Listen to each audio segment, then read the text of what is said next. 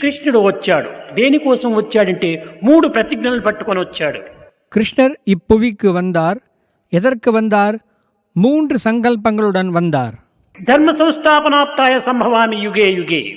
தர்ம சம்ஸ்தாபனார்த்தாய சம்பவாமி UK UK. தர்மத்தை காப்பதற்காக யுக யுகந்தோறும் அவதரிக்கின்றேன். మోక్షయిష్యామి మాసుచ. மோக்ஷ இஷ்யாமி மா சுசஹா. மோட்சத்தை அருள்வேன், அஞ்சாதே.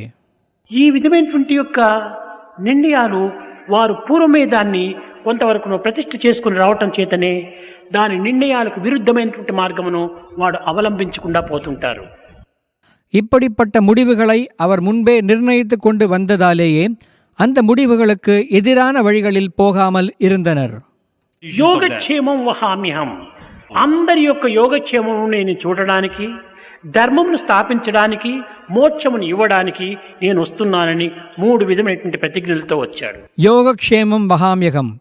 அனைவரின் யோகத்தையும் க்ஷேமத்தையும் பார்த்து கொள்வதற்காகவும், தர்மத்தை காத்து ரட்சிப்பதற்காகவும், மோட்சத்தை அருள்வதற்காகவும் நான் வருகிறேன் என்னும் 3 விதமான சங்கல்பங்களுடன் வந்தார்.